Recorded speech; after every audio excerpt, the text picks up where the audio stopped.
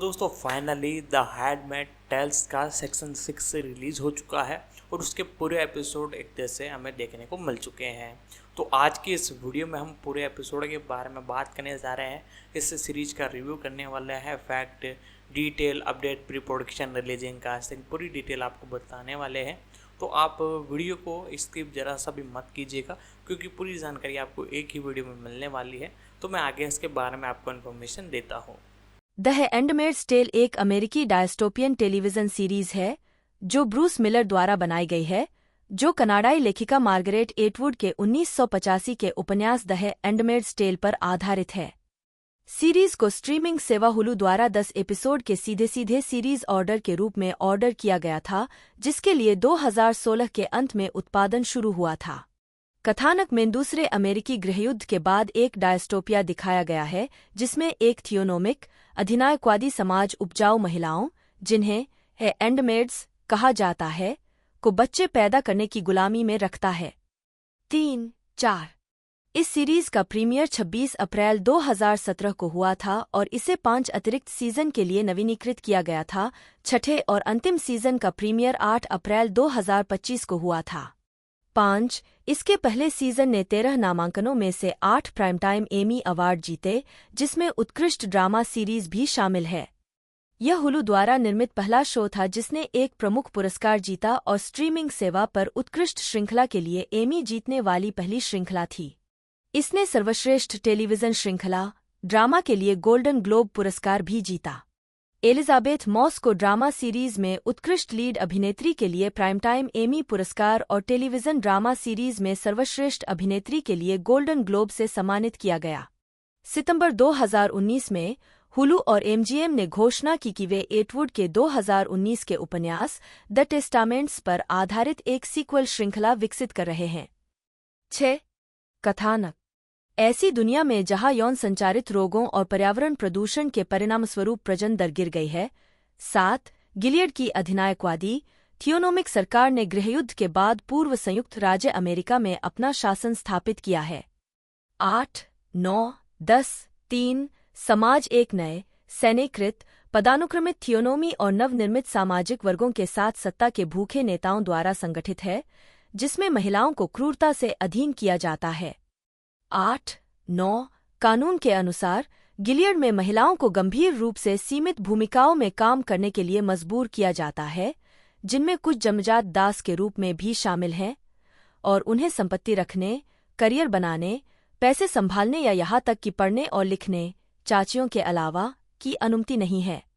10 दुनिया भर में बांझपन के कारण गिलियड में उपजाऊ महिलाओं को गुलाम बनाया गया है, जिन्हें नए शासन द्वारा पतित महिलाओं के रूप में निर्धारित किया गया है, बिल्हा के बाइबिल खाते की एक अतिवादी व्याख्या का हवाला देते हुए।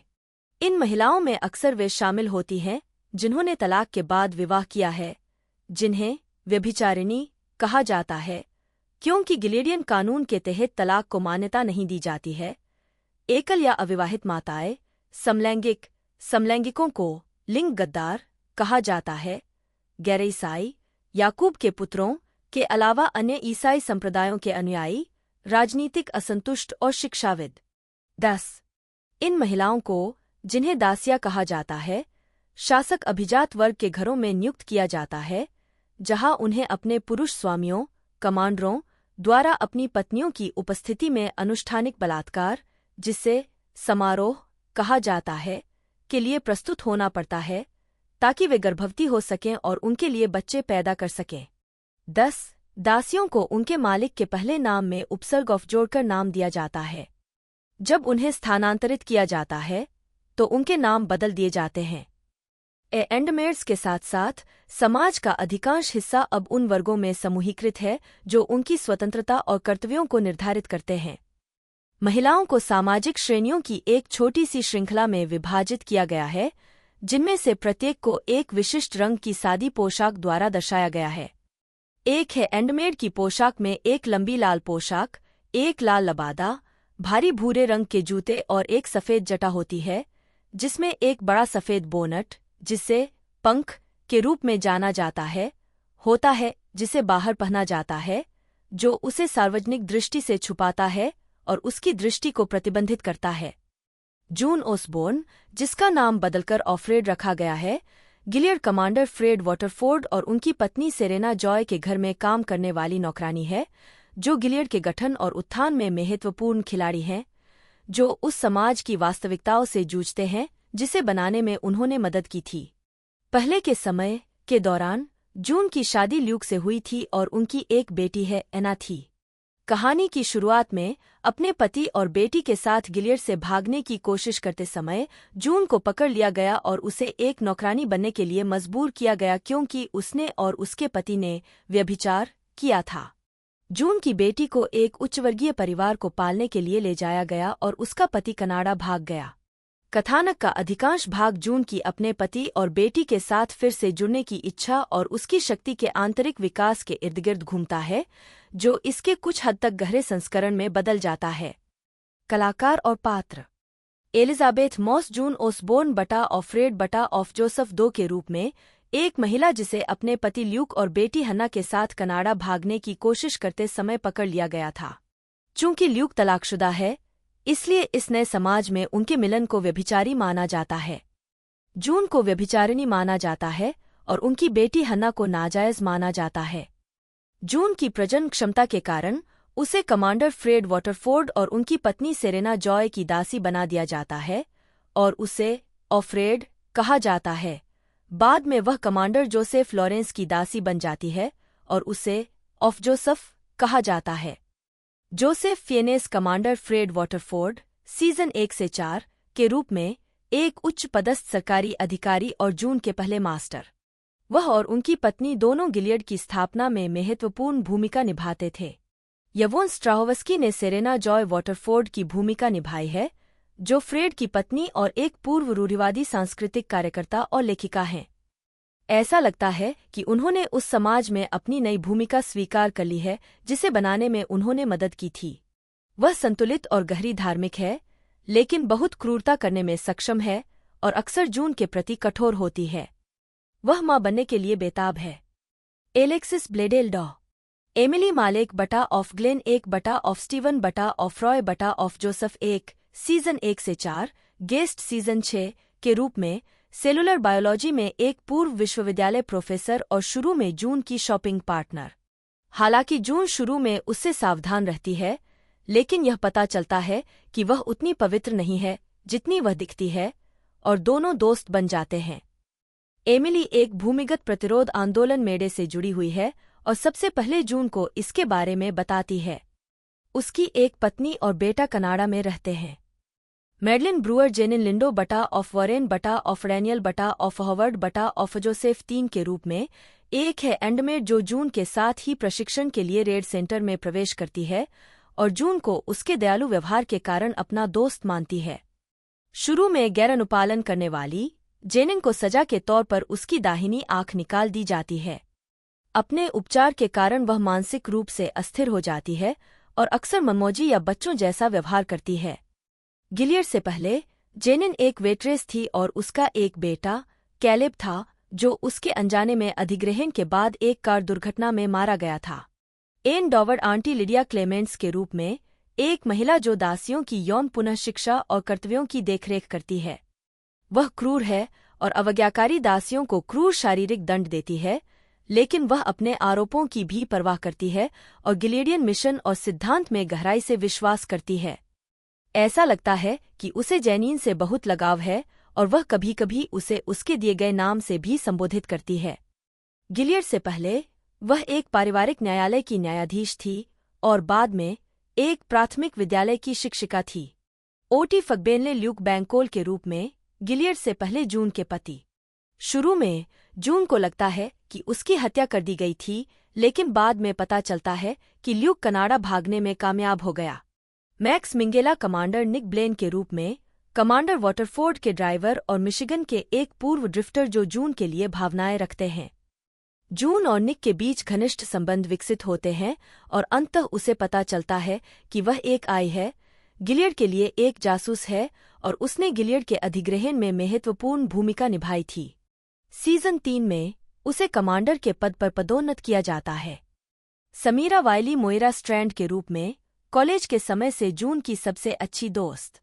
जब जून हैंडमेड ट्रेनिंग में प्रवेश करती है तब वह पहले से ही रेड सेंटर में होती है, लेकिन घर में नियुक्त होने से पहले ही भाग जाती है। उसे फिर से पकड़ लिया जाता है और वह रूबी बन जाती है, जो एक जेजेबेल है। ऐसा लगता है कि उसने कभी आज़ाद होने की उम्मीद छोड़ दी है, लेकिन जून से फिर मिलने पर उसे कनाडा भागने का दृढ़ विश्वास हो जाता है। अमांडा ब्रुगेल रीटा ब्लू के रूप में सीजन 2 से 6 आवर्ती सीजन 1 वाटरफोर्ड हाउस में एक हाउसकीपर, जो जून के सबसे करीबी सहयोगियों में से एक बन जाती है। उसका मैथ्यू नाम का एक बेटा था, जो 19 साल की उम्र में गृहयुद्ध में लड़ते हुए मर गया। 11 Bradley Whitford commander Joseph Lawrence season 3 से 6 गेस्ट सीजन 2 के रूप में कॉलोनियों के संस्थापक और गिलियड की अर्थव्यवस्था के वास्तुकार। वह मेडे के साथ साथ आते जाते रहते हैं।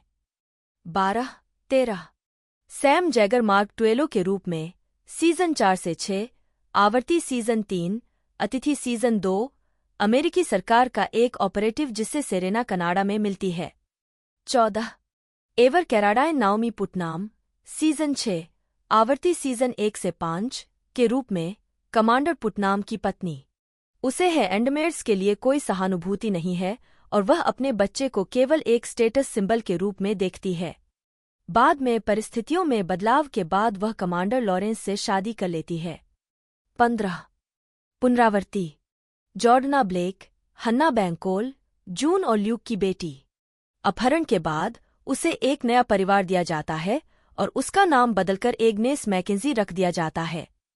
Stephen कुंकेन commander Warren Putnam season 1 से 5 के रूप में एक उच्च कमांडर और जेनीन के पहले ज्ञात कमांडर। लिली फुलर बटा ऑफ ग्लेन 2 सीजन 1 से 2 के रूप में टाटियावना जोन्स, जो एमिली के आइस द्वारा पकड़े जाने के बाद एमिली की जगह लेती है।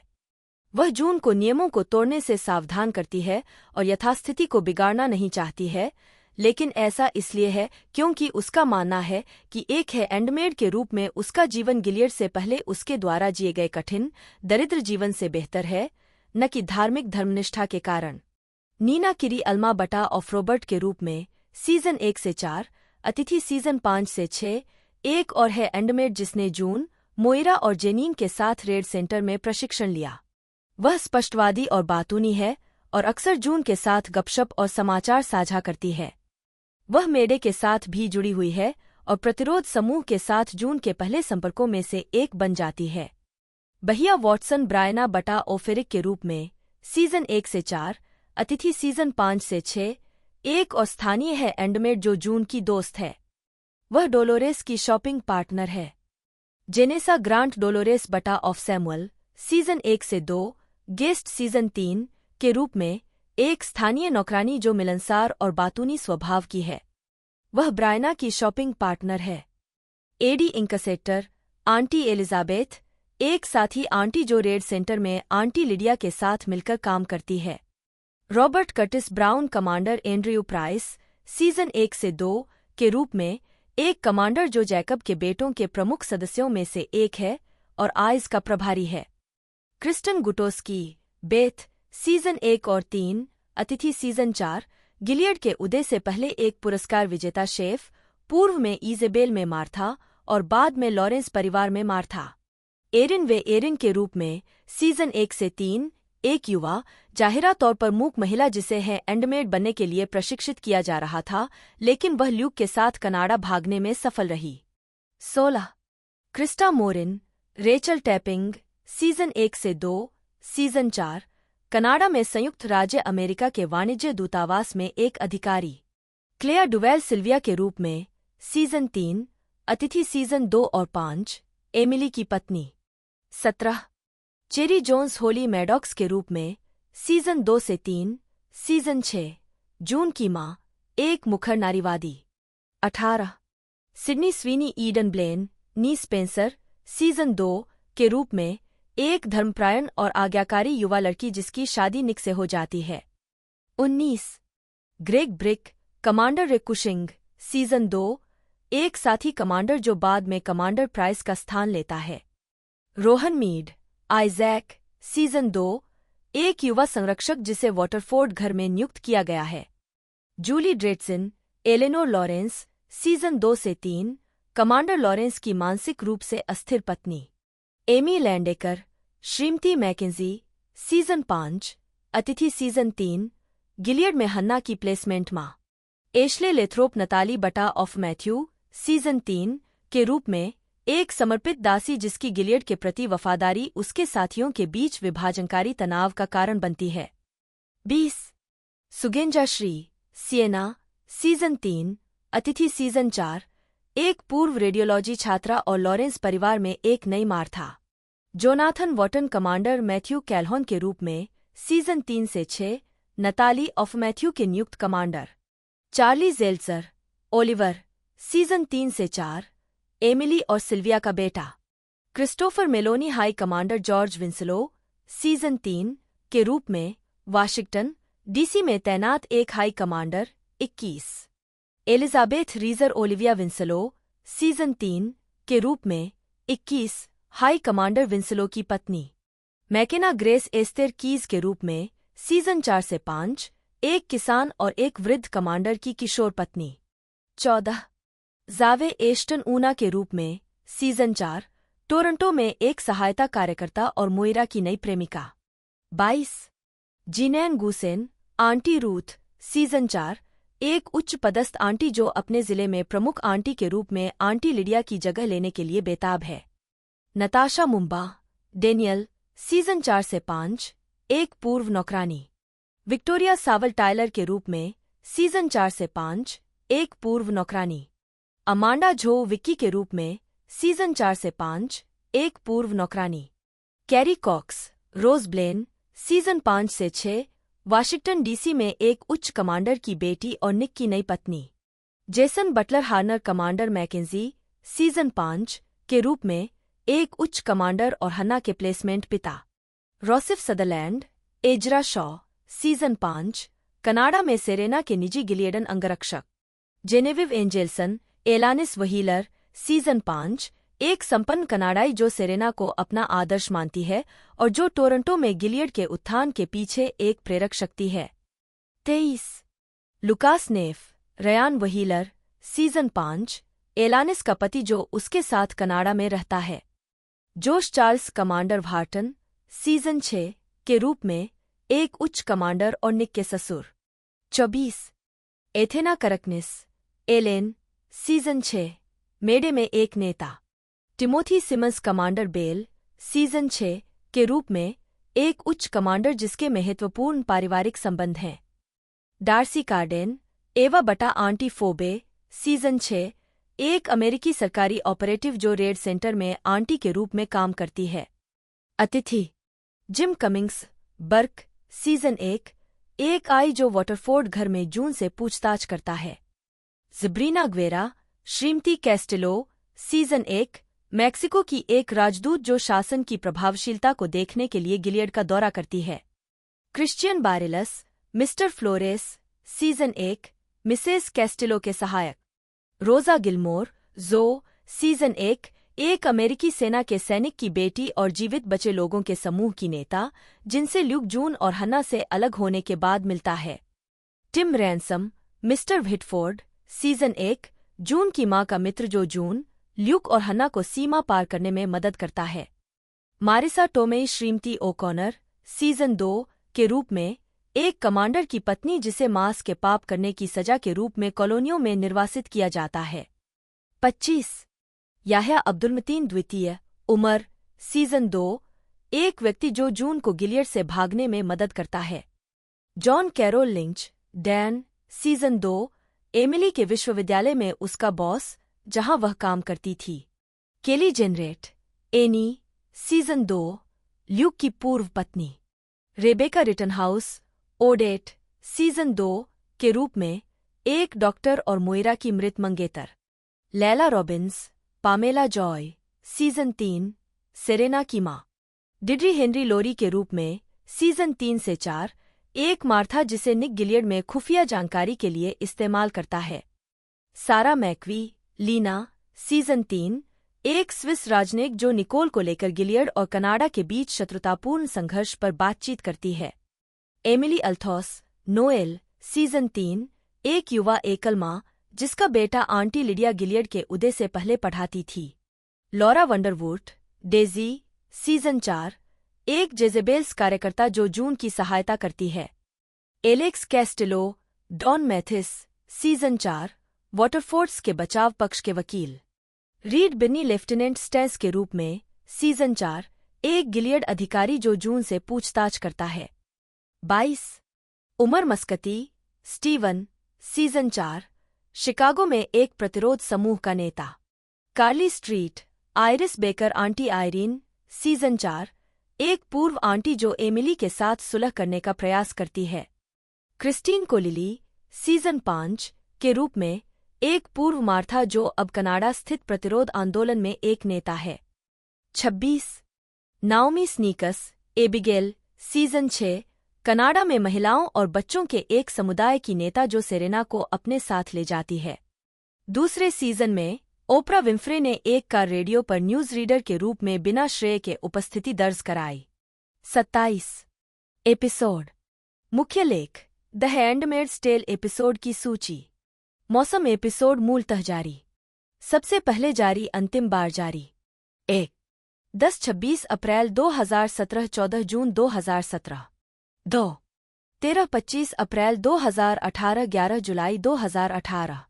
3 13-5 जून 2019, 14 अगस्त 2019। 4 10-27 अप्रैल 2021, 16 जून 2021। 5 10-14 सितंबर 2022, 9 नवंबर 2022। 6 10-8 अप्रैल 2025, 27 मई 2025। उत्पादन, द हैंडमेड्स टेल का विकास शोटाइम में इलीन चाइकेन के साथ शुरू हुआ, लेकिन नेटवर्क ने पायलट को पास कर दिया और चाइकेन को एम्पायर के शोनर के रूप में काम पर रखा गया। एमजीएम के स्टीव स्टार्क एक महिला लेखक को खोजने के लिए दृढ़ थे, लेकिन कठिनाई के बाद उन्होंने ब्रूस मिलर को उनके उत्साह के लिए काम पर रखा। स्क्रिप्ट की ताकत ने स्टार एलिजाबेथ मॉस और कार्यकारी निर्माता वॉरेन लिटिलफील्ड को आकर्षित किया, जिन्होंने साथ में हुलू से एक सीधी सीरीज का ऑर्डर बनाया, 28, जिसकी घोषणा अप्रैल 2016 में की गई थी। 29 मार्गरेट एटवुड के इसी नाम के 1985 के उपन्यास पर आधारित श्रृंखला ब्रूस मिलर द्वारा बनाई गई थी, जो डैनियल विल्सन, फ्रैंक सीयर्स और वॉरेन लिटिलफील्ड के साथ एक कार्यकारी निर्माता भी हैं। 29-31 मॉस एक निर्माता भी हैं। 32 जून 2016 में रीड मोरानो को श्रृंखला का निर्देशक घोषित किया गया। 33 समीरा विले, मैक्स मिंगेलाओ। भारत में सीरीज का प्रीमियर 5 फरवरी 2018 को AXN पर हुआ और सीजन 3 के लिए अमेजन प्राइम वीडियो पर जाने से पहले 2 सीजन तक चला, जिसने 31 जनवरी 2020 को सभी 3 सीजन देखने के लिए उपलब्ध कराए। 85-86 दक्षिण पूर्व एशिया, हांगकांग और ताइवान में श्रृंखला का प्रीमियर 15 सितंबर 2018 को HBO गो, अब मैक्स, के माध्यम से HBO एशिया पर हुआ। 87 पहला सीजन 13 मार्च 2018 को ब्लूरे और DVD पर, दूसरा सीजन 4 दिसंबर 2018 को और तीसरा सीजन 19 नवंबर 2019 को 20th Century Fox Home Entertainment द्वारा रिलीज किया गया था। 88 89 90 चौथा सीजन 5 अप्रैल 2022 को वार्नर ब्रदर्स होम एंटरटेनमेंट द्वारा केवल DVD, कोई ब्लूरे नहीं, पर रिलीज किया गया था। 91 स्वागत। आलोचनात्मक प्रतिक्रिया, द हैंडमेड्स टेल की आलोचनात्मक प्रतिक्रिया। मौसम सड़े हुए टमाटर मेटाक्रिटिक 94%, 260 समीक्षाएं, 92, 41 समीक्षाएं, 93, 89%, 341 समीक्षाएं, 94, 86, 28 समीक्षाएं, 95, 82%, 302 समीक्षाएं, 96, 68, 14 समीक्षाएं, 97, 470%, 46 समीक्षाएं, 98, 62, 18 समीक्षाएं, 99, 85%, 31 समीक्षाएं, 163, 7 समीक्षाएं, 101, 96%, 50 समीक्षाएं, 102, 70, 8 समीक्षाएं, 103। द हैंडमेड्स टेल को द गार्जियन और BBC द्वारा क्रमशः 21वीं सदी की 25वीं और 38वीं सर्वश्रेष्ठ टीवी श्रृंखला का दर्जा दिया गया। 104, 105 समीक्षा एग्रीगेटर वेबसाइट रॉटन टोमाटोज पर समग्र श्रृंखला की अनुमोदन रेटिंग 84% है। 106, जबकि एक अन्य एग्रीगेटर वेबसाइट मेटाक्रिटिक पर इसका औसत स्कोर 100 में से 81 है। 107, सीजन 1 रॉटन टोमाटोज पर 260 समीक्षाओं में से 94% पहले सीजन के लिए सकारात्मक हैं, जिसकी औसत रेटिंग 8.65 है। साइट की आलोचनात्मक सहमति कहती है, भूतिया और जीवंत the Handmaid's Tale Margaret Atwood के डायस्टोपियन उपन्यास का एक अंतहीन मनोरंजक रूपांतरण है, जिसे एलिजाबेथ मॉस के शानदार केंद्रीय प्रदर्शन द्वारा आगे बढ़ाया गया है। 92, मेटाक्रिटिक पर 41 आलोचकों के आधार पर सीजन का भारित औसत स्कोर 100 में से 92 है, जो सार्वभौमिक प्रशंसा दर्शाता है। 93, हॉलीवुड रिपोर्टर के डैनियल फेनबर्ग ने इसे शायद वसंत का सबसे अच्छा नया शो कहा। 108, वल्चर के जेन चेनी ने इसे अत्यधिक सकारात्मक समीक्षा दी और लिखा कि यह पुस्तक का एक वफादार रूपांतरण है जो एटवुड की अधिनायकवादी, जबरन सरोगेट मातृत्व की सेक्सिस्ट दुनिया में नई परतें भी लाता है, और यह श्रृंखला सावधानीपूर्वक गति से चलती है, क्रूर, नेत्रहीन, आश्चर्यजनक है और पल पल इतनी सस्पेंस भरी है कि केवल प्रत्येक घंटे के अंत में ही आप पूरी तरह से सांस छोड़ने की स्वतंत्रता महसूस करेंगे। 109, सीजन 2 रॉटन टोमाटोज पर 341 आलोचकों में से 89% ने इस सीजन को सकारात्मक समीक्षा दी है और औसत रेटिंग 8.35 दी है। साइट की आलोचनात्मक सहमति कहती है, खूबसूरती से शूट किया गया लेकिन निराशाजनक रूप से प्रासंगिक द हैंडमेड्स टेल अपने दूसरे सीजन को अपने सम्मोहक पात्रों के इर्दगिर्द केंद्रित करता है और अधिक अंतरंग लेंस के माध्यम से व्यापक सामाजिक टिप्पणी के लिए जगह बनाता है। 94, मेटाक्रिटिक ने 28 आलोचकों के आधार पर सीजन को 100 में से 86 का भारित औसत स्कोर दिया, जो सार्वभौमिक प्रशंसा दर्शाता है। 95, कुछ आलोचकों ने दूसरे सीजन में हिंसा के चित्रण को अत्यधिक माना। अटलांटिक की सोफी गिलबर्ट ने लिखा, पहले एपिसोड के दौरान एक ऐसा समय आया जब मेरे लिए यह बहुत ज्यादा हो गया। 110, द कट की लिसा मिलर ने लिखा, मैंने इस सीजन में इतनी बार म्यूट और फास्ट फॉरवर्ड दबाया है, सोचने पर मजबूर हो गई हूं, यह क्यों देख रही हूं। यह सब इतना अनावश्यक लगता है, जैसे कि कभी न खत्म होने वाली पिटाई। 111, डेली टेलीग्राफ की रेबेका रीड ने स्वीकार किया कि शो का एक एपिसोड देखते समय उन्हें चिंता का दौरा पड़ा था। 112, सीजन 3 तीसरे सीजन के लिए रॉटन टोमाटोज की रिपोर्ट है कि 302 समीक्षाओं में से 82% सकारात्मक हैं और औसत रेटिंग 6.9 है।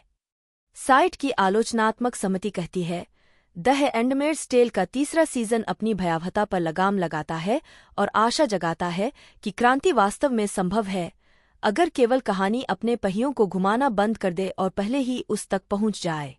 96, मेटाक्रिटिक ने 14 आलोचक समीक्षाएं संकलित की और 100 में से 68 का औसत स्कोर दिया, जो आमतौर पर अनुकूल समीक्षाएं दर्शाता है। 97, यूएसए टुडे की केली लॉलर ने इसे सकारात्मक समीक्षा देते हुए इसे 4 में से 3 स्टार दिए। उन्होंने दावा किया कि यह दूसरे सीजन की तुलना में बेहतर है, जो सीजन 2 की कई, हालांकि निश्चित रूप से सभी नहीं, गलतियों को ठीक करता है। कुल मिलाकर उन्होंने लिखा, नया सीजन ज्यादा प्रेरक और देखने लायक है, हालांकि यह पहले सीजन की ऊंचाइयों तक नहीं पहुंचता है, लेकिन हैंडमेड्स एक नए रास्ते पर चलकर अपनी स्थिति फिर से हासिल करता है। 113, हॉलीवुड रिपोर्टर के डैनियल फिनबर्ग ने एलिजाबेथ मॉस के प्रदर्शन और सिनेमेटोग्राफी की प्रशंसा करते हुए आमतौर पर सकारात्मक समीक्षा लिखी, लेकिन कथानक की आलोचना की जो निराशाजनक रूप से दोहराव वाला हो गया है। कुल मिलाकर उन्होंने लिखा, अभी भी कभी कभी शक्तिशाली है, लेकिन शायद ही कभी उतना उत्तेजक हो। 114, सीजन 4 रॉटन टोमाटोज पर चौथे सीजन को 46 आलोचकों में से 70% से सकारात्मक समीक्षा मिली, जिसकी औसत रेटिंग 7/10 थी। साइट की आलोचनात्मक सहमति कहती है, एलिजाबेथ मॉस पहले से कहीं बेहतर है, लेकिन बिखरी हुई साजिश और विनाश की भारी भावना कुछ दर्शकों के लिए द हैंडमेड्स टेल के चौथे सीजन का वास्तव में आनंद लेने के लिए बहुत गंभीर साबित हो सकती है। 98, मेटाक्रिटिक के अनुसार, जिसने 18 समीक्षाएं एकत्र की और 62 का औसत स्कोर गणना की, सीजन को आम तौर पर अनुकूल समीक्षाएं मिली। 99। एंटरटेनमेंट वीकली की क्रिस्टन बाल्डविन ने इसे C+ ग्रेड दिया और लिखा कि श्रृंखला कुछ लंबे समय से विलंबित वादों को पूरा करती है, लेकिन अंततः यह बहुत कम है, बहुत देर हो चुकी है। 115। द बोस्टन ग्लोब के मैथ्यू गिलबर्ट ने लिखा, डायस्टोपियन ड्रामा ने अपनी कहानी के प्राकृतिक जीवनकाल को पार कर लिया है, क्योंकि यह बिना कुछ नया कहे झंकार और पीतल की आवाज के साथ आगे बढ़ता है। 116। वल्चर की जेन चेनी की ओर से एक अधिक सकारात्मक समीक्षा में उन्होंने लिखा, शुक्र है, सीजन 4 ने आखिरकार कुछ गति और आगे की गति हासिल कर ली है। आलोचकों को उपलब्ध कराए गए कुल 10 एपिसोड में से 8 के आधार पर यह अपने पहले सीजन के बाद से द हैंडमेड्स टेल का सबसे अच्छा है। 117। सीजन 5। रॉटन टोमाटोज पर 5वें सीजन को 31 आलोचकों में से 80% से सकारात्मक समीक्षा मिली, जिसकी औसत रेटिंग 7.55 थी। साइट की आलोचनात्मक समिति कहती है, द हैंडमेड्स टेल ने प्रतिशोध के परिणामों पर केंद्रित सीजन में अपने एक बार के आकर्षक आधार को फैलाने के बाद अपनी तात्कालिकता खो दी है, लेकिन गिलियड की महिलाओं को अभी भी आकर्षक सटीकता के साथ निभाया गया है। 100। मेटाक्रिटिक पर इसे 7 समीक्षाओं के आधार पर 100 में से 63 का औसत स्कोर मिला, जो आमतौर पर अनुकूल समीक्षा दर्शाता है। 101। आलोचकों को समीक्षा के लिए सीजन के पहले 8 एपिसोड दिए गए थे। IGN के लिए लिखते हुए तारा बेनेट ने इसे 10 में से 7 का अच्छा स्कोर दिया और अपने फैसले में लिखा, the Handmaid's Tale TV show की कोयला खदान में कैनरी बनी हुई है। एलिजाबेथ मॉस ने पूर्व हैंडमेड अब कनाडाई शरणार्थी जून ओसबोर्न के रूप में एक जीवंत प्रदर्शन देना जारी रखा है, लेकिन कुल मिलाकर श्रृंखला बहुत ही नपेतुले कथानकों से पीड़ित है, जो पहले 2 सीजन की गतिज ऊर्जा को पुनः प्राप्त नहीं कर पाती है। 118। कोलाइडर की एबी कैवेनॉग ने इसे B ग्रेड दिया और कहा, सीजन 5 बहुत कम उतार चढ़ाव और बहुत कम उतार चढ़ाव, बहुत सारे भारी भरकम ड्रामा और भावनात्मक दृश्यों से भरा है। इस सीजन की कुछ सबसे बड़ी घटनाएं कुछ असहज दृश्य पैदा करती हैं, लेकिन जो दर्शक इसे देखते रहेंगे उन्हें कुछ ऐसे बड़े पल मिलेंगे जिनका अंतिम सीजन पर असर होगा। 119। सीजन 6। रॉटन टोमाटोज पर छठे और अंतिम सीजन को 50 आलोचकों में से 90% से सकारात्मक समीक्षा मिली। साइट की आलोचनात्मक समिति कहती है, फांसीवाद के खिलाफ एक हताशा भरे अभियान के बीच अपने पात्रों को उनके अपने व्यक्तिगत आकलन के साथ क्रैश कोर्स पर सेट करते हुए द हैंडमेड्स टेल एक उच्च नोट पर समाप्त होता है। 102। मेटाक्रिटिक पर 8 आलोचकों के आधार पर सीजन का भारित औसत स्कोर 100 में से 70 है, जो आम तौर पर अनुकूल समीक्षा दर्शाता है। 103। द रैप के लिए लिखते हुए लॉरेन थॉमन ने कहा, द हैंडमेड्स टेल सीजन 6 अपने वादों को पूरा करता है, जो यह शुरुआत से ही कर रहा है, अच्छे और बुरे दोनों के लिए। एक उग्र और उन्मादी सवारी के लिए तैयार हो जाइए। नोलाइट ते बास्टर्डेस कार्बोरंडोरम। 120। हॉलीवुड रिपोर्टर के डैनियल फिएमबर्ग ने लिखा, द हैंडमेड्स टेल अभी भी दुस्वप्न छवियों और भावनात्मक रूप से शक्तिशाली दृश्यों के लिए सक्षम है। मॉस शायद श्रृंखला के सबसे बेहतरीन निर्देशक बन गए हैं, हालांकि उन्हें एक ऐसे संपादक की जरूरत है जो प्रति एपिसोड 5 से 10 मिनट की कटौती करने के लिए तैयार हो। इसके अलावा अभी भी शक्तिशाली कलाकारों को शामिल किया गया है। 121। इस बात पर बहुत बहस हुई कि क्या डोनाल्ड ट्रंप के राष्ट्रपतित्व के दौरान श्रृंखला और विस्तार से, जिस पुस्तक पर यह आधारित है, और अमेरिकी समाज के बीच समानताएं खींची जा सकती हैं। 122। 123। इस्लामिक स्टेट द्वारा लागू की गई प्रथाओं से भी तुलना की गई, जैसे कि समलैंगिकों को छतों से फेंकना। साथ ही 1970 और 1980 के दशक के ईसाई पुनर्निर्माणवादी आंदोलन की नीतियों ने महिलाओं को कार्यबल से बाहर निकालने की कोशिश की। 124, 125, 126। दुनिया भर में कई विरोध प्रदर्शनों, विशेष रूप से महिलाओं के अधिकारों से संबंधित, ने टीवी श्रृंखला से लाल है हैंडमेड वर्दी का उपयोग किया है। 127, 128, 129। 2018 में ऑनलाइन रिटेलर Yandy.com ने हैलोवीन के लिए हैंडमेड पोशाक के एक कामुक संस्करण का विपणन करके विवाद को जन्म दिया। बाद में व्यापक आलोचना के जवाब में रिटेलर ने पोशाक को वापस ले लिया। 130 पुरस्कार 2017 में द हैंडमेड्स टेल ने उत्कृष्ट ड्रामा सीरीज एमी जीतने वाली पहली स्ट्रीमिंग सीरीज के रूप में इतिहास बनाया। 131 हालांकि 2021 में 21 नामांकन प्राप्त करने के बावजूद इसने कोई जीत हासिल नहीं की, जिससे एमी हार का रिकॉर्ड बना।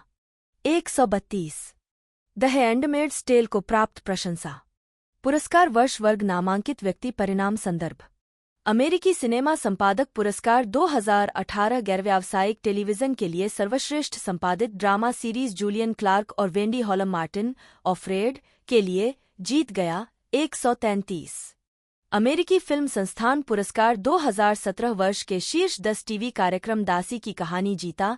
134 American Society of Cinematographers Awards 2019 गैरवाणिज्यिक टेलीविजन के लिए नियमित श्रृंखला में सिनेमेटोग्राफी में उत्कृष्ट उपलब्धि कॉलिन वॉटकिंसन द वर्ड के लिए मनोनीत। 135 जो व्हाइट होली के लिए मनोनीत 2020 गैरवाणिज्यिक टेलीविजन के लिए नियमित श्रृंखला में सिनेमेटोग्राफी में उत्कृष्ट उपलब्धि कॉलिन वॉटकिंसन नाइट के लिए जीत गया। 136 2022 गैरवाणिज्यिक टेलीविजन के लिए नियमित श्रृंखला में सिनेमेटोग्राफी में उत्कृष्ट उपलब्धि स्टुअर्ट बिडलकॉम्ब द वाइल्डरनेस के लिए मनोनीत। 137 कला निर्देशक गिल्ड पुरस्कार 2018 एक घंटे की समकालीन एकल कैमरा श्रृंखला जूली बर्गॉफ ऑफ्रेड बर्थडे नो लाइट ते बास्टरडेस कार्बोरंडोरम के लिए जीत गया।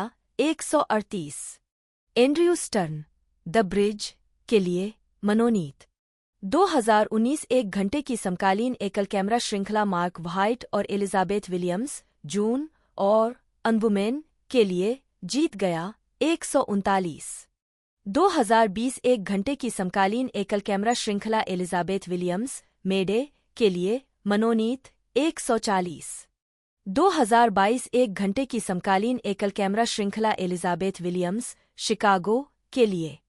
एटवुड का तर्क है कि द हैंडमेड्स टेल में प्रस्तुत सभी परिदृश्य वास्तव में वास्तविक जीवन में घटित हुए हैं। अपने बाद के उपन्यास ओरिक्स एंड क्रेग के बारे में दिए गए एक साक्षात्कार में एटवुड का कहना है कि द हैंडमेड्स टेल की तरह मैंने ऐसा कुछ भी नहीं डाला है जो हमने पहले से नहीं किया है, हम पहले से नहीं कर रहे हैं, हम गंभीरता से करने की कोशिश कर रहे हैं जो पहले से चल रहे रुझानों के साथ मिलकर है। इसलिए ये सभी चीजें वास्तविक हैं और इसलिए शुद्ध आविष्कार की मात्रा शून्य के करीब है। 14 एटवुड को वास्तविकता में अपने उपन्यास के आधार का समर्थन करने के लिए अपने विभिन्न साक्षात्कारों में अखबार की कतरनों को साथ रखने के लिए जाना जाता था। 15 एटवुड ने समझाया है कि द हैंडमेड्स टेल उन लोगों के लिए एक प्रतिक्रिया है जो कहते हैं कि दमनकारी, अधिनायकवादी और धार्मिक सरकारें जिन्होंने वर्षों से अन्य देशों में पकड़ बनाई है यहाँ नहीं हो सकती, लेकिन इस काम में उन्होंने यह दिखाने की कोशिश की है कि इस तरह का अधिग्रहण कैसे हो सकता है। 16 एटवुड 1978 से 79 में ईरान में हुई इस्लामी क्रांति से भी प्रेरित थीं, जिसने एक धर्मतंत्र की स्थापना की जिसने महिलाओं के अधिकारों को काफी कम कर दिया और ईरानी महिलाओं पर एक सख्त ड्रेस कोड लागू कर दिया, बिल्कुल गिलियड की तरह। 17 द हैंडमेड्स टेल में इतिहास की किताब ईरान और गिलियड के रूप में इस्लामी गणराज्य ईरान का संदर्भ दिया गया है। 20वीं सदी के अंत के दो एकेश्वरवाद, जिसका उल्लेख 2195 में इतिहासकारों के सम्मेलन का वर्णन करने वाले अंतिम नोटों में किया गया है। 17 एटवुड की एक ऐसे समाज की तस्वीर जो उच्च नैतिक सिद्धांतों का दावा करने वाले पुरुषों द्वारा शासित है, लेकिन वास्तव में स्वार्थी और स्वार्थी हैं, कनाडा के राजनेताओं को कार्रवाई में देखने से प्रेरित थी, विशेष रूप से उनके गृहनगर टोरंटो में। द्वितीय विश्व युद्ध के दौरान कनाडाई महिलाओं ने सेना में सेवारत पुरुषों के स्थान पर नौकरियां कीं, जिनके लिए उनसे युद्ध समाप्त होने के बाद पुरुषों को सौंपने की उम्मीद की जाती थी। 1945 के बाद सभी महिलाएं गृहिणियों और माताओं के रूप में अपनी पारंपरिक भूमिकाओं में वापस नहीं लौटना चाहती थीं, जिससे पुरुषों का विरोध हुआ। 18 एटवुड का जन्म 1939 में हुआ था और 1950 के दशक में बड़े होने के दौरान उन्होंने पहली बार उन महिलाओं के खिलाफ शिकायतें देखीं जिन्होंने 1945 के बाद भी काम करना जारी रखा और जिन महिलाओं ने नाखुश होकर अपनी नौकरी छोड़ दी, जिसे उन्होंने अपने उपन्यास में शामिल किया। 18 जिस तरह से कथावाचक को अपनी नौकरी खोने के बाद एक दुखी गृहिणी बनने के लिए मजबूर किया जाता है, गिलियड की अन्य सभी महिलाओं की तरह यह एटवुड की 1950 के दशक की यादों से प्रेरित था। 18 गिलियड गणराज्य के लिए एटवुड की प्रेरणा हार्वर्ड में रहते हुए शुरुआती अमेरिकी प्यूरिटन्स के उनके अध्ययन से आई, जिसमें उन्होंने वुडरो विल्सन फेलोशिप में भाग लिया था। 13 एटवुड का तर्क है कि प्यूरिटन्स का आधुनिक दृष्टिकोण कि वे इंग्लैंड में धार्मिक उत्पीड़न से बचने और धार्मिक रूप से सहिष्णु समाज की स्थापना करने के लिए अमेरिका आए थे, भ्रामक है, और इसके बजाय ये प्यूरिटन नेता एक अखंड थियोनोमी स्थापित करना चाहते थे जहां धार्मिक असंतोष को बर्दाश्त नहीं किया जाएगा। 19 एटवुड का प्यूरिटन्स से एक व्यक्तिगत संबंध है और वह उपन्यास को अपनी पूर्वज मैरी वेबस्टर को समर्पित करती है, जिन पर प्यूरिटन न्यू इंग्लैंड में जादू टोना करने का आरोप लगाया गया था, लेकिन वे अपनी फांसी से बच गईं। 20 गिलियडियन समाज की अधिनायकवादी प्रकृति के कारण एटवुड ने सेटिंग बनाते समय कंबोडिया और रोमानिया जैसे 20वीं सदी के शासनों में मौजूद यूटोपियन आदर्शवाद के साथ साथ पहले के न्यू इंग्लैंड प्यूरिटनवाद को भी अपनाया। 21 एटवुड ने तर्क दिया है कि एक तख्तापलट, जैसा कि द हैंडमेड्स टेल में दर्शाया गया है, अपने स्वयं के सिरों को प्राप्त करने के लिए धर्म का दुरुपयोग करेगा। 21-22 एटवुड ने गिलियड का नेतृत्व करने वालों के संबंध में आगे कहा। 23 मैं इन लोगों को ईसाई नहीं मानता क्योंकि उनके व्यवहार और विचारधाराओं के मूल में वह नहीं है जिसे मैं अपने कमजोर कनाडाई तरीके से ईसाई धर्म का मूल मानता हूँ, और वह न केवल अपने पड़ोसियों से प्यार करना होगा बल्कि अपने दुश्मनों से भी प्यार करना होगा। यह भी होगा कि मैं बीमार था और तुम मुझसे मिलने नहीं आए, और ऐसे ऐसे। और इसमें पर्यावरण के लिए चिंता भी शामिल है, क्योंकि आप अपने पड़ोसी या अपने दुश्मन से तब तक प्यार नहीं कर सकते जब तक आप अपने पड़ोसी के ऑक्सीजन, भोजन और पानी से प्यार नहीं करते। आप अपने पड़ोसी या अपने दुश्मन से प्यार नहीं कर सकते अगर आप ऐसी नीतियों को अपना रहे हैं जो उन लोगों को मरने का कारण बनने जा रही हैं। बेशक आस्था अच्छे के लिए एक ताकत हो सकती है और अक्सर रही है। इसलिए आस्था अच्छे के लिए एक ताकत है, खासकर तब जब लोग घिरे हुए महसूस कर रहे हों और उन्हें उम्मीद की जरूरत हो। इसलिए आपके पास बुरे पुनरावृत्तियां हो सकती हैं और आपके पास ऐसी पुनरावृत्ति भी हो सकती है जिसमें लोगों के पास बहुत अधिक शक्ति हो और फिर वे उसका दुरुपयोग करना शुरू कर दें। लेकिन यह मानवीय व्यवहार है, इसलिए आप इसे धर्म पर नहीं थोप सकते। आप इसे किसी भी सत्ता की स्थिति में पा सकते हैं, जैसे राजनीति या विचारधाराएं जो नास्तिक होने का दावा करती हैं। क्या मुझे भूतपूर्व सोवियत संघ का जिक्र करने की जरूरत है? इसलिए यह धर्म का सवाल नहीं है जो लोगों को बुरा व्यवहार करने के लिए मजबूर करता है। यह मनुष्यों द्वारा सत्ता प्राप्त करने और फिर उससे अधिक की चाहत का सवाल है। ऑफ्रेड को आश्चर्य होता है कि कमांडर उसे समारोह के बाहर देखने के लिए कहता है, जो हर महीने है एंडमेड्स की संभावित उपजाऊ अवधि के दौरान आयोजित अनुष्ठानिक बलात्कार है, जिसमें पत्नियां मौजूद होती हैं, जिसका उद्देश्य गर्भधारण करना होता है। लाइब्रेरी में उससे मिलने का उसका अनुरोध गिलियड में अवैध है, लेकिन फिर भी वे मिलते हैं। वे ज्यादातर स्क्रैबल खेलते हैं और ऑफ्रेड को उससे जानकारी या भौतिक वस्तुओं जैसे एहसान मांगने की अनुमति है। वह ऑफ्रेड से उसे चूमने के लिए कहता है, जैसे कि वह सच में ऐसा चाहती हो, और उसे अपनी पत्नी के साथ अपने तनावपूर्ण संबंधों के बारे में बताता है। अंत में वह उसे अधोवस्त्र देता है और उसे जेजेबेल्स का उपयोग करके एक गुप्त सरकारी वेश्यालय में ले जाता है। महिलाओं को स्वीकृत यौन दास्ता में मजबूर किया जाता है।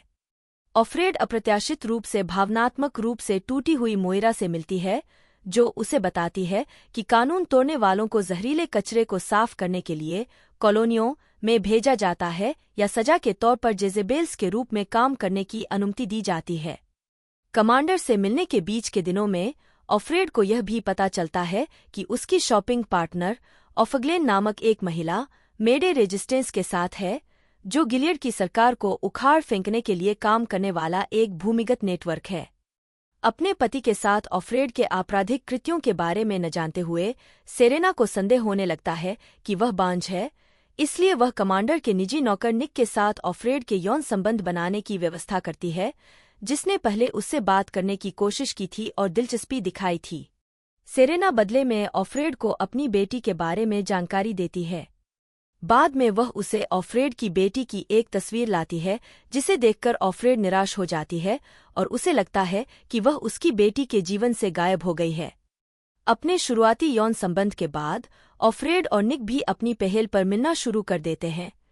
उसे पता चलता है कि वह अपने पति की यादों के बावजूद इन अंतरंग क्षणों का आनंद लेती है और अपने अतीत के बारे में संभावित रूप से खतरनाक जानकारी उसके साथ साझा करती है। ऑफ्रेड बाद में निक को बताती है कि उसे लगता है कि वह गर्भवती है। ऑफ्रेड को अपने साथ चलने वाले एक नए साथी से पता चलता है कि ऑफग्लेन गायब हो गया है, जिसे आत्महत्या के रूप में रिपोर्ट किया गया है। जब सेरेना को कमांडर के साथ अवैध संबंध का सबूत मिलता है, तो वह आत्महत्या के बारे में सोचती है। कुछ ही समय बाद गुप्त पुलिस की वर्दी पहने हुए लोग घर पर आते हैं, जिन्हें भगवान की आंखें या बस आंखें के रूप में जाना जाता है, उसे ले जाने के लिए। जैसे ही उसे एक प्रतीक्षारत वैन में ले जाया जाता है, निक उसे उस पर भरोसा करने और पुरुषों के साथ जाने के लिए कहता है। ऑफ्रेड को यकीन नहीं है कि निक या पुरुष आंखें हैं या गुप्त रूप से मेडे के सदस्य हैं, या वे उसे पकड़ने या भागने में सहायता करने के लिए यहाँ आए हैं। वह अंततः वैन में प्रवेश करती है। उसका भविष्य अनिश्चित है, जबकि सेरेना और कमांडर अपने घर में अकेले रह गए हैं। प्रत्येक अपने जीवन पर ऑफ्रेड के पकड़े जाने के नतीजों के बारे में सोच रहा है। उपन्यास एक मेटाफिक्शनल उपसंहार के साथ समाप्त होता है, जिसे वर्ष 2195 में होने वाले एक अंतर्राष्ट्रीय ऐतिहासिक संघ सम्मेलन की आंशिक प्रतिलिपि के रूप में वर्णित किया गया है। पुरुष मुख्य वक्ता बताते हैं कि ऑफ्रेड की कथा मूल रूप से ऑडियो कैसेट के एक सेट पर रिकॉर्ड की गई थी, जो उस समय लगभग 200 साल पुरानी तकनीक थी और बाद में इतिहासकारों द्वारा इसका प्रतिलेखन किया गया था। वक्ता गिलियड की महिलाओं के प्रति घृणा को बहुत खारिज करता हुआ दिखाई देता है और कहानी के शीर्षक को एक सेक्सिस्ट मजाक के रूप में व्याख्या करता है। वह इस बात पर भी टिप्पणी करता है कि गिलियड के अस्तित्व के शुरुआती वर्षों से कितने कम रिकॉर्ड बच पाए हैं। इस वजह से खाते को प्रमाणित करने में कठिनाई होती है और ऑफ्रेड और उसके परिचितों के अंतिम भाग्य पर अटकलें लगाता है। पृष्ठभूमि: उनके कथनों के अनुरूप की द हैंडमेड्स टेल एक काल्पनिक कथा है, न कि विज्ञान कथा। एटवुड का उपन्यास 1980 के दशक में संयुक्त राज्य अमेरिका के विभिन्न सामाजिक, राजनीतिक और धार्मिक रुझानों का व्यंग्यात्मक दृश्य प्रस्तुत करता है। उपन्यास लिखने के लिए उनकी प्रेरणा उनका यह विश्वास था कि 1980 के दशक में धार्मिक अधिकार इस बात पर चर्चा कर रहे थे कि अगर वे सत्ता में आए तो वे महिलाओं के साथ क्या करेंगे, जिसमें नैतिक बहुमत, ईसाई गठबंधन और रोनाल्ड रीगन प्रशासन शामिल हैं। 12 सत्यापन विफल। एटवुड सवाल करती हैं कि क्या होगा अगर इन प्रवृत्तियों और विशेष रूप से महिलाओं के बारे में लापरवाही से रखे गए दृष्टिकोण को उनके तार्किक अंत तक ले जाया जाए। 13 एन डॉव्ड जुलाई 2016 में कलाकारों में शामिल हुए। 34, 35, 36 जोसेफ फिएनेस, मैडलिन ब्रूअर और यवोन स्ट्राहोवस्की को अगस्त 2016 में कास्ट किया गया। 37, 38, 39 इसके बाद सितंबर 2016 में ओटी फगबेनले और अमांडा ब्रुगेल को कास्ट किया गया। 40, 41 अक्टूबर 2016 में एवर कैराडाइन कलाकारों में शामिल हुईं। 42 और एलेक्सिस ब्लेडेल को जनवरी 2017 में जोड़ा गया। 43 सीरीज का फिल्मांकन सितंबर 2016 से फरवरी 2017 तक Toronto, Mississauga, Brentford, Milton, Burlington, Oakville और कैम्ब्रिज, ओंटारियो में हुआ। 44, 45 हुलू ने 23 मार्च 2017 को यूट्यूब पर टीवी सीरीज का पहला पूर्ण ट्रेलर जारी किया। 46 सीरीज का प्रीमियर 26 अप्रैल 2017 को हुआ। 47 3 मई 2017 को द हैंडमेड्स टेल को दूसरे सीजन के लिए नवीनीकृत किया गया, जिसका प्रीमियर 25 अप्रैल 2018 को हुआ। 48 49 मॉस ने समाचार मीडिया को बताया कि बाद के एपिसोड कहानी में आगे के घटनाक्रमों को कवर करेंगे, कुछ अनुत्तरित प्रश्नों को भरेंगे और पुस्तक में पहले से ही समाप्त कथा को जारी रखेंगे। 50 दूसरे सीजन में 13 एपिसोड शामिल हैं और 2017 की गिरावट में फिल्मांकन शुरू हुआ। एलेक्सिस ब्लेडेल एक नियमित श्रृंखला के रूप में लौट आए। 51 शोरनर ब्रूस मिलर ने कहा कि उन्होंने शो के 10 सीजन की कल्पना की। ठीक है, आप जानते हैं, ईमानदारी से जब मैंने शुरू किया तो मैंने अपने दिमाग में यह सोचने की कोशिश की कि 10 सीजन कैसे होंगे। 52 सीजन 2 को मुख्य रूप से टोरंटो में, ओंटारियो में फिल्माया गया था, लेकिन कुछ दृश्य है एमिल्टन और कैम्ब्रिज में भी फिल्माए गए थे। 53 2 मई 2018 को हुलू ने तीसरे सीजन के लिए सीरीज का नवीनीकरण किया। 54 जिसका प्रीमियर 5 जून 2019 को हुआ। 55 सीजन 3 का निर्माण अक्टूबर 2018 में टोरंटो में शुरू हुआ। 56 57 सीजन 3 के दृश्यों को कैम्ब्रिज और हैमिल्टन, ओंटारियो के साथ साथ वाशिंगटन डीसी में भी फिल्माया गया था। 58 59 60 सीजन 3 में शो के लंबे समय से कार्यरत फोटोग्राफी निर्देशक कॉलिन वॉटकिंसन ने अननोन कॉलर एपिसोड के साथ अपने निर्देशन की शुरुआत की। कैम्ब्रिज, ओंटारियो को इस सीजन में उनके काम के लिए लोकेशन मैनेजर्स गिल्ड इंटरनेशनल द्वारा उत्कृष्ट फिल्म कार्यालय के लिए नामित किया गया था। 26 जुलाई 2019 को सीरीज को चौथे सीजन के लिए नवीनीकृत किया गया था। 62 सीजन 4, जिसमें 10 एपिसोड शामिल हैं, का निर्माण मार्च 2020 में शुरू हुआ, जिसमें एलिजाबेथ मॉस ने अपना निर्देशन डेब्यू किया, लेकिन कोविड-19 महामारी के कारण कुछ ही हफ्तों के बाद काम रोकना पड़ा। 63 64 जून 2020 में हुलू ने घोषणा की कि चौथे सीजन का प्रीमियर 2021 में होगा। 65 सीजन 4 का उत्पादन सितंबर 2020 में फिर से शुरू हुआ। 14 और 25 फरवरी 2021 को समाप्त हुआ, जिसमें मॉस ने 3 एपिसोड निर्देशित किए थे। 66 10 दिसंबर 2020 को चौथे सीजन के प्रीमियर से पहले हुलू ने सीरीज को 5वें सीजन के लिए नवीनीकृत किया। 67 सीजन 5 का निर्माण टोरंटो में फरवरी 2022 में शुरू हुआ और जुलाई 2022 तक जारी रहा। 68 मई 2022 में एलेक्सिस ब्लेडेल ने 5वें सीजन से पहले सीरीज छोड़ दी और कहा, बहुत सोचने के बाद मुझे लगा कि मुझे द हैंडमेड्स टेल से दूर होना चाहिए। 69 8 सितंबर 2022 को 5वें सीजन के प्रीमियर से पहले हुलू ने छठे और अंतिम सीजन के लिए सीरीज का नवीनीकरण किया। 70 मार्च 2023 में यह बताया गया कि मिलर ने द टेस्टामेंट्स को टेलीविजन के लिए अनुकूलित करने पर ध्यान केंद्रित करने के लिए द हैंडमेड्स टेल के शोरूनर के रूप में पद छोड़ दिया था। एरिक तुचमन और याहलिन चांग को छठे और अंतिम सीजन के लिए सशोरूनर नामित किया गया था, हालांकि यह भी घोषणा की गई थी कि मिलर शामिल रहेंगे और सीजन के लिए 2 एपिसोड लिखेंगे। 71 उत्पादन मूल रूप से 2023 में शुरू होने वाला था, लेकिन राइटर्स गिल्ड ऑफ अमेरिका और SAG-AFTRA हड़ताल के कारण इसमें देरी हुई। अंतिम सीजन का फिल्मांकन सितंबर 2024 में शुरू हुआ, 72 और फरवरी 2025 की शुरुआत में समाप्त हुआ। 73 प्रसारण और रिलीज। श्रृंखला के पहले 3 एपिसोड का प्रीमियर 26 अप्रैल 2017 को हुआ। इसके बाद के 7 एपिसोड साप्ताहिक आधार पर जारी किए गए। 47 74 कनाडा में श्रृंखला को CTV ड्रामा चैनल और स्ट्रीमिंग सेवा क्रेव द्वारा साप्ताहिक रूप से प्रसारित किया जाता है। पहले 2 एपिसोड का प्रीमियर 30 अप्रैल 2017 को हुआ। 75 स्कैंडिनेविया में श्रृंखला HBO नॉर्डिक पर उपलब्ध है। 76 यूनाइटेड किंगडम में श्रृंखला का प्रीमियर 28 मई 2017 को चैनल 4 पर हुआ। 77 न्यूजीलैंड में श्रृंखला 8 जून 2017 को सब्सक्रिप्शन वीडियो ऑन डिमांड सेवा लाइटबॉक्स पर जारी की गई थी। 78 उपग्रह सेवा प्रदाता स्काई ने लाइटबॉक्स का अधिग्रहण करने और 7 जुलाई 2020 को इसे अपनी स्ट्रीमिंग सेवा नियॉन में विलय करने के बाद नियॉन ने न्यूजीलैंड में श्रृंखला के वितरण अधिकार हासिल कर लिए। 79 ऑस्ट्रेलिया में श्रृंखला का प्रीमियर 6 जुलाई 2017 को टीवी चैनल SBS की वीडियो स्ट्रीमिंग सेवा SBS ऑन डिमांड पर हुआ। 80 श्रृंखला 12 दिसंबर 2018 को सब्सक्रिप्शन वीडियो ऑन डिमांड सेवा स्टेन पर भी जारी की गई। 81 आयरलैंड में सीरीज का प्रीमियर 5 फरवरी 2018 को RT2 पर हुआ, जिसमें पहले 2 एपिसोड दिखाए गए। 82 RT यूरोप का पहला ब्रॉडकास्टर भी बन गया जिसने अमेरिका और कनाडा में प्रसारण के बाद सीजन 2, सीजन 3 और सीजन 4 का डेब्यू किया। 83 ब्राजील और लैटिन अमेरिका में सीरीज का प्रीमियर 7 मार्च 2018 को पैरामाउंट चैनल पर हुआ। 84 इसी तरह एटवुड ने यह भी घोषित किया कि आज की वास्तविक दुनिया में कुछ धार्मिक समूह महिलाओं सहित कमजोर समूहों की सुरक्षा के लिए आंदोलनों का नेतृत्व कर रहे हैं।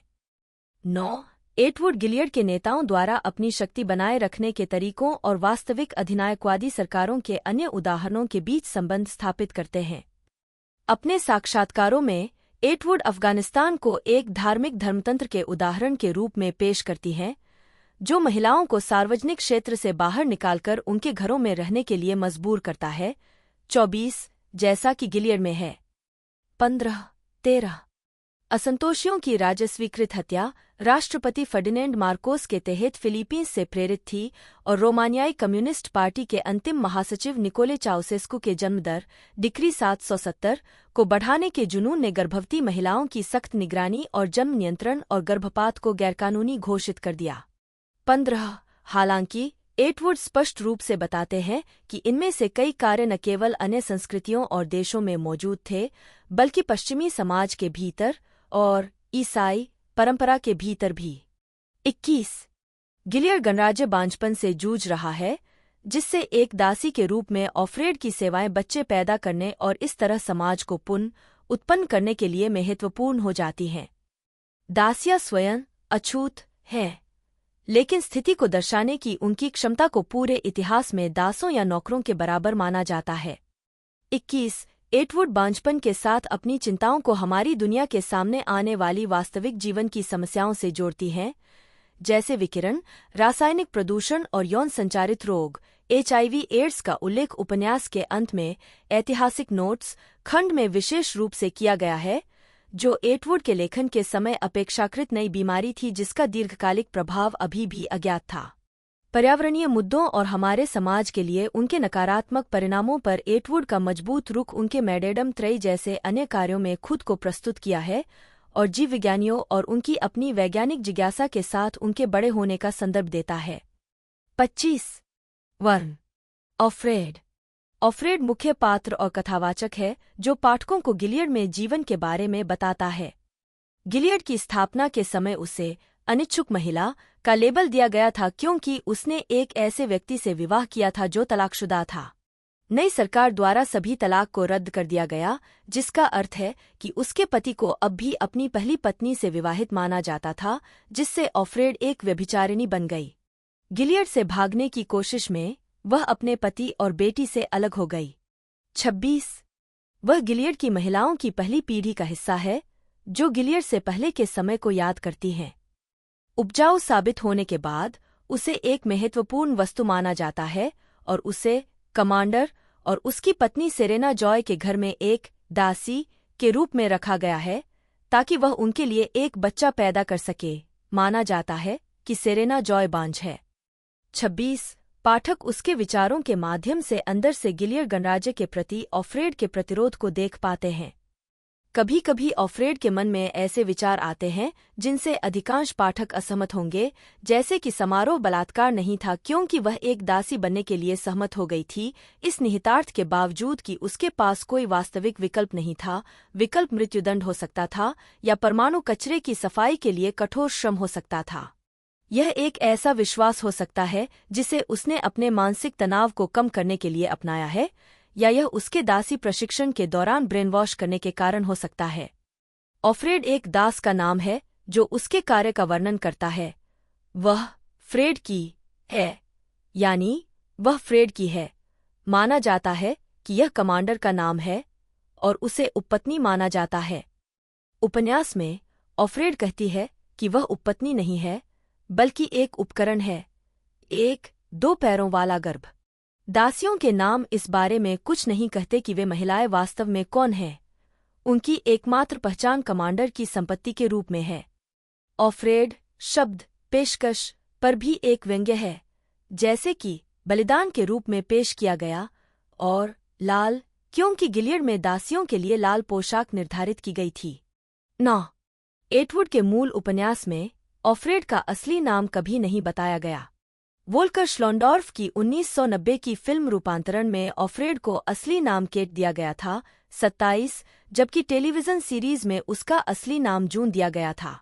दासिया बनने के लिए प्रशिक्षण ले रही महिलाएं रात में अपने बिस्तर पर नाम फुसफुसाती हैं।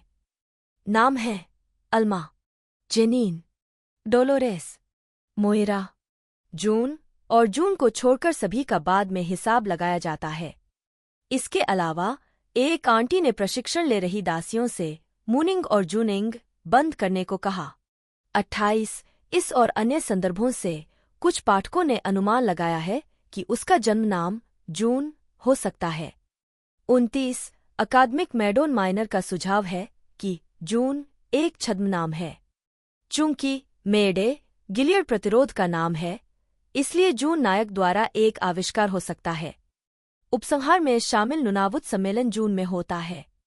30 जब हुलू टीवी श्रृंखला ने स्पष्ट रूप से यह बताने का फैसला किया कि ऑफ्रेड का असली नाम जून है, तो एटवुड ने लिखा कि यह उनका मूल इरादा नहीं था कि ऑफ्रेड का असली नाम जून है, लेकिन यह फिट बैठता है, इसलिए पाठक चाहें तो इसका स्वागत कर सकते हैं। 9 ऑफ्रेड के असली नाम का रहस्योद्घाटन केवल अन्य है एंडमेड्स की उपस्थिति में उसे मानवीय बनाने का काम करता है। द हैंडमेड्स टेल 1985 में प्रकाशित कनाडाई लेखिका मार्गरेट एटवुड का एक भविष्यवादी डायस्टोपियन उपन्यास 6 है।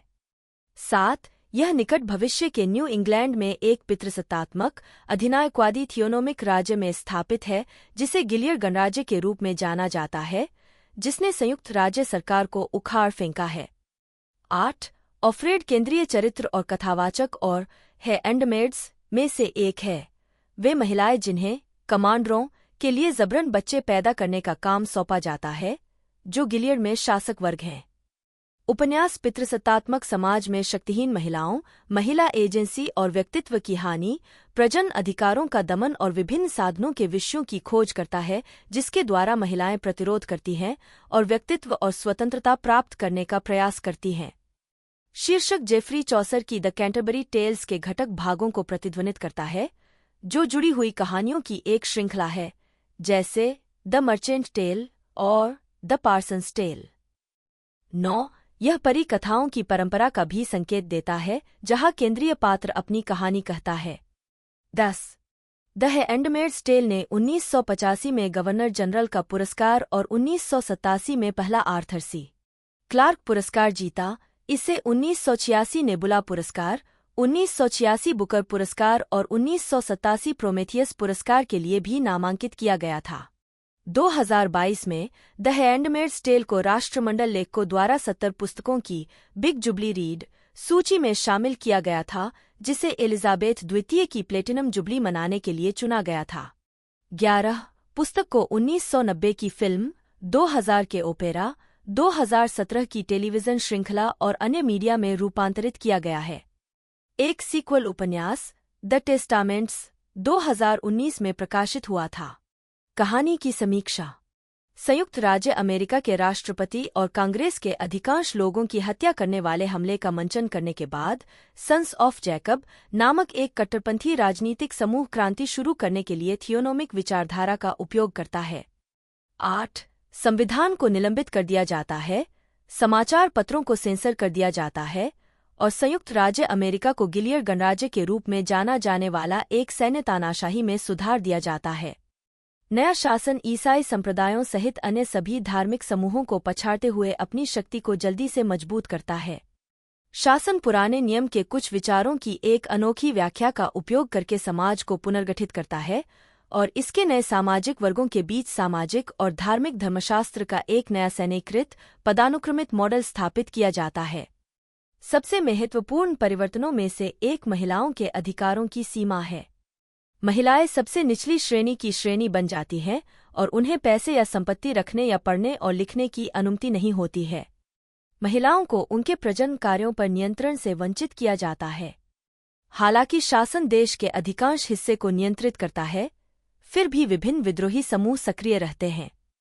कहानी ऑफ्रेड नामक एक महिला द्वारा प्रथम व्यक्ति में सुनाई गई है, जिसे अपने पति और 5 वर्षीय बेटी के साथ जाली पासपोर्ट के साथ कनाडा भागने की कोशिश करने के लिए अपराधी माना जाता है, उसे तलाकशुदा व्यक्ति से शादी करने के लिए व्यभिचारी भी माना जाता है। उसका विवाह जबरन भंग कर दिया गया था और उसकी बेटी को उससे छीन लिया गया था।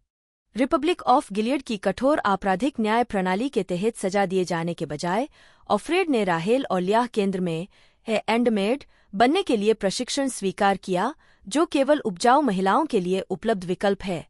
पर्यावरण प्रदूषण और विकिरण ने प्रजनन क्षमता को काफी प्रभावित किया है और वह उन कुछ बची हुई महिलाओं में से एक है जो गर्भधारण कर सकती हैं। उसे पुरुषों के शासक वर्ग, कमांडरों के लिए बच्चे पैदा करने का काम सौंपा गया है और उसे एक हैंडमेड बनाया गया है, जो राहेल और उसकी दासी बिल्हा की बाइबिल की कहानी पर आधारित भूमिका है। महिलाओं को सामाजिक रूप से वर्गीकृत किया जाता है और वे उच्चतम से निम्नतम क्रम की वर्दी पहनती हैं। कमांडरों की पत्नियां आसमानी नीले रंग की, उनकी अविवाहित बेटियां सफेद रंग की, नौकरानियां लाल रंग की, जिनके बड़े सफेद बोनट स्पष्ट रूप से दिखाई देते हैं, आंटियां जो नौकरानियों को प्रशिक्षित और प्रशिक्षित करती हैं, भूरे रंग की, मार्था, रसोइया और नौकरानियां। संभवतः अविवाहित बांझ महिलाएं जो बच्चे पैदा करने की उम्र पार कर चुकी हैं, हरे रंग की, इकोनोवाइव्स, निम्न श्रेणी के पुरुषों की पत्नियां जो घरेलू क्षेत्र में सब कुछ संभालती हैं, नीले, लाल और हरे रंग की धारियों वाली, और विधवाएं काले रंग की। ऑफ्रेड ने अपने जीवन का विवरण कमांडर की नौकरानी के रूप में अपने तीसरे असाइनमेंट से शुरू किया। उसके वर्तमान अनुभवों की कहानियों में क्रांति की शुरुआत से पहले और उसके दौरान के उसके जीवन के फ्लैशबैक शामिल हैं, जिसमें उसका असफल पलायन, आंटियों द्वारा दी गई शिक्षा और उसकी दोस्त मोइरा का प्रशिक्षण केंद्र से भागना शामिल है। अपने नए घर में कमांडर की पत्नी सेरेना जॉय, जो एक पूर्व ईसाई मीडिया व्यक्तित्व है, द्वारा उसके साथ बुरा व्यवहार किया जाता है, जिसने गिलियड की स्थापना से बहुत पहले महिलाओं की घरेलूता और अधीनस्थ भूमिका का समर्थन किया था। कमांडर का कहना है कि वह एक वैज्ञानिक था और गिलियड की स्थापना से पहले बाजार अनुसंधान के समान कुछ में शामिल था। बाद में यह अनुमान लगाया गया, लेकिन पुष्टि नहीं हुई कि वह गणराज्य और उसके कानूनों के वास्तुकारों में से एक हो सकता है। संभवतः उसका पहला नाम फ्रेड है, हालांकि वह भी एक छद्म नाम हो सकता है। वह ऑफ्रेड के साथ निषिद्ध बौद्धिक गतिविधियों में संलग्न होता है, जैसे स्क्रैबल खेलना, और उसे एक गुप्त क्लब से परिचित कराता है जो उच्च श्रेणी के अधिकारियों के लिए वेश्यालय के रूप में कार्य करता है। वह अपनी गुप्त बैठकों के दौरान ऑफ्रेड को अपना नरम पक्ष दिखाता है और अपनी पत्नी द्वारा गलत समझा जाने की बात कबूल करता है। ऑफ्रेड को पता चलता है कि कमांडर ने अपनी पिछली नौकरानी के साथ भी ऐसा ही रिश्ता बनाया था, जिसने बाद में अपनी पत्नी को पता चलने पर खुद को मार डाला। उपसंहार में प्रोफेसर पिएक्सोटो ने अनुमान लगाया कि गिलियड की स्थापना में महत्वपूर्ण भूमिका निभाने वाले दो व्यक्तियों में से एक फ्रेड नाम के आधार पर कमांडर हो सकता है। उनका मानना है कि कमांडर फ्रेडरिक आर. वॉटरफोर्ड नाम का एक व्यक्ति था, जिसे ऑफ्रेड को ले जाने के कुछ समय बाद ही एक पर्ज में मार दिया गया था, जिस पर एक दुश्मन एजेंट को शरण देने का आरोप लगाया गया था। सेरेना जॉय एक पूर्व टेलीवेंजलिस्ट और कट्टरपंथी थियोनोमी में कमांडर की पत्नी है। उनका असली नाम पाम है और उन्हें बागवानी और बुनाई का शौक है। राज्य ने उनकी शक्ति और सार्वजनिक मान्यता छीन ली और वह एक टेलीविजन व्यक्तित्व के रूप में अपने अतीत को छिपाने की कोशिश करती हैं। ऑफ्रेड सेरेना जॉय को यह याद करके पहचानती है कि जब वह छोटी बच्ची थी तो शनिवार की सुबह कार्टून प्रसारित होने का इंतजार करते हुए उसे टीवी पर देखा था। माना जाता है कि वह बाज है, हालांकि यह सुझाव दिया जाता है कि कमांडर बाज है। गिलेडियन कानून केवल महिलाओं को बाजपन का श्रेय देते हैं। उसे यह स्वीकार करने के लिए मजबूर किया जाता है कि उसके पास एक दासी है। वह समारोह में भाग लेने से नाराज है, एक मासिक अनुष्ठान जहां मालिक कमांडर दासी को गर्भवती करने का प्रयास करता है जबकि वह अंडोत्सर्ग कर रही होती है। सेरेना गर्भवती होने के लिए निक के साथ यौन संबंध बनाने की व्यवस्था करने के लिए ऑफ्रेड के साथ एक सौदा करती है। उपसंहार में प्रोफेसर पिएक्सोटो के अनुसार सेरेना जॉय या पाम छद्म नाम है। चरित्र का असली नाम थेल्मा होने का संकेत दिया गया है। ऑफ ग्लेन ऑफग्लेन ऑफ्रेड की पड़ोसी और साथी नौकरानी है। वह ऑफ्रेड के साथ मिलकर रोजाना की खरीदारी करती है। नौकरानियां कभी अकेली नहीं होतीं और उनसे एक दूसरे के व्यवहार पर नजर रखने की अपेक्षा की जाती है। ऑफग्लेन मेडे प्रतिरोध की एक गुप्त सदस्य है। ऑफ्रेड के विपरीत वह साहसी है। वह एक मेडे जासूस को मार गिराती है जिसे हिंसक मौत के दर्द से बचाने के लिए प्रताड़ित किया जाना है और मार दिया जाना है। ऑफ्रेड को बताया जाता है कि जब ऑफग्लेन गायब होती है तो ऐसा इसलिए होता है क्योंकि प्रतिरोध में उसकी सदस्यता के कारण सरकार द्वारा उसे हिरासत में लिए जाने से पहले उसने आत्महत्या कर ली थी, संभवतः कोई भी जानकारी देने से बचने के लिए। एक नई दासी, जिसे ऑफग्लेन भी कहा जाता है, ऑफग्लेन की जगह लेती है और उसे ऑफ्रेड की शॉपिंग पार्टनर के रूप में नियुक्त किया जाता है। वह ऑफ्रेड को किसी भी तरह के प्रतिरोध के विचार के खिलाफ धमकाती है। हालांकि वह उसे यह बताकर प्रोटोकॉल तोड़ देती है कि पिछली ऑफग्लेन के साथ क्या हुआ था। 6. निक कमांडर का ड्राइवर है जो गैराज के ऊपर रहता है। शुरू से ही निक एक साहसी किरदार के रूप में सामने आता है क्योंकि वह धूम्रपान करता है और ऑफ्रेड के साथ संबंध बनाने की कोशिश करता है। दोनों ही गतिविधियां वर्जित हैं। सेरेना जॉय की व्यवस्था से वह और ऑफ्रेड गर्भवती होने की उसकी संभावना बढ़ाने के लिए यौन संबंध शुरू करते हैं। यदि वह कमांडर को बच्चा पैदा करने में असमर्थ रही तो उसे बांझ घोषित कर दिया जाएगा और कॉलोनियों के पारिस्थितिक बंजर भूमि पर भेज दिया जाएगा। ऑफ्रेड के मन में उसके लिए भावनाएं विकसित होने लगती हैं। निक एक अस्पष्ट किरदार है और ऑफ्रेड को नहीं पता कि वह पार्टी का वफादार है या प्रतिरोध का हिस्सा है, हालांकि वह खुद को बाद वाला बताता है। उपसंहार से पता चलता है कि वह वास्तव में प्रतिरोध का हिस्सा था। मोएरा। तो दोस्तों अब तक इसके 66 एपिसोड देखने को मिल चुके हैं 6 सेक्शन के साथ। और इसी के साथ बात की जाए रनिंग लेंथ की, तो इस बार जो रनिंग लेंथ है टोटल 41 से 65 मिनट के बीच में है एपिसोड की, जो कि बहुत ही बेहतरीन है। और रिलीजिंग इसकी 26 अप्रैल 2017 से सेक्शन 1 की गई थी और अभी आखिरी में सेक्शन 6 के साथ जो आखिरी एपिसोड है वो रिलीज़ किया गया है 27 मई 2025 को। और ये सीरीज 6 सेक्शन इसके हमें देखने को मिल चुके हैं। बाकी आगे कंटिन्यू हमें शायद ही देखने को मिले।